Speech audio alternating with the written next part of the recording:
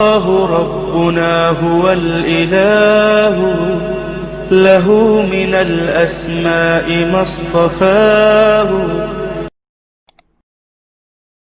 دوستو، علامہ ابن جوزی رحمۃ اللہ علیہ نے نقل کیا ہے کہ ایک بزرگ نے کہا کہ میں نے ایک لوہار کو دیکھا کہ وہ اپنے ہاتھ سے آگ کے اندر سے لوہا نکالتا ہے اور ہاتھ کی انگلیوں ہی سے اس سے کرتب دکھاتا ہے.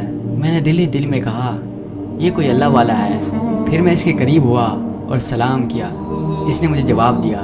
میں نے کہا کہ اے سردار، آپ کو جو یہ کرامت ملی ہے اس کے حوالے سے آپ میرے لیے دعا فرما دیں. اس نے کہا کہ بھائی، میں ایسا نہیں ہوں جیسا آپ سمجھ رہے ہیں، لیکن میں اپنا قصہ آپ کو سناتا ہوں. وہ یہ کہ میں بہت گناہ کیا کرتا تھا. ایک بار ایک حسین عورت سے میرا واسطہ پڑا. اس نے مجھ سے کہا کہ اللہ کے لیے کچھ ہو تو دے دو. وہ عورت میرے دل میں سما گئی. تو میں نے کہا کہ میرے گھر پر چل، میں آپ کی خواہش پوری کر دوں گا اور تجھے اتنا دے دوں گا جو تیرے لیے کافی ہو جائے گا. مگر وہ مجھے چھوڑ کر چلی گئی اور پھر کچھ دیر بعد روتے ہوئے آئی اور کہنے لگی کہ مجھے وقت نے مجبور کیا ہے، اسی لیے میں دوبارہ تمہارے پاس آئی ہوں. وہ شخص کہتا ہے کہ میں اس کو لے کر گھر آیا اور اس کو بٹھا کر اس کے قریب ہوا تو وہ اس طرح سے تڑپنے لگی جیسے تیز ہوا کے تھپڑوں میں کشتی حرکت کرتی ہے. تو میں نے اس سے کہا کہ کیوں تڑپ رہی ہو؟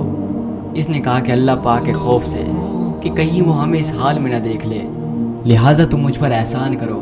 اگر تو تم مجھے چھوڑ دو گے تو میں اللہ پاک سے دعا کروں گی کہ اللہ پاک تم کو نہ دنیا میں آگ سے جلائے اور نہ ہی آخرت میں جلائے گا. کہتے ہیں کہ میں نے اس کو چھوڑ دیا، وہ چلی گئی.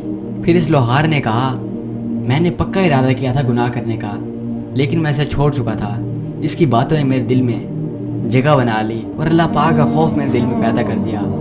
کہتے ہیں کہ میں نے اس کو چھوڑ دیا، وہ چلی گئی اور مجھ پر بے ہوشی طاری ہو گئی. میں نے خواب میں دیکھا ایک نہایت حسین عورت ہے. میں نے پوچھا کہ تو کون ہے؟ اس نے کہا کہ میں اس لڑکی کی ماں ہوں. تجھے معلوم ہو کہ یہ میری لڑکی حضرت محمد رسول اللہ صلی اللہ علیہ وآلہ وسلم کے خاندان سے ہے، یعنی یہ ایک سیدہ لڑکی ہے. اللہ تم کو جزائے خیر عطا فرمائے اور تم کو نہ دنیا میں آگ سے جلائے اور نہ آخرت میں جلائے.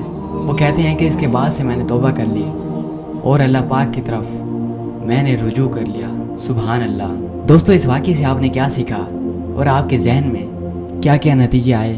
اپنی رائے کا اظہار کمنٹ باکس میں ضرور دیجیے گا، ہمیں انتظار رہے گا. جزاک اللہ.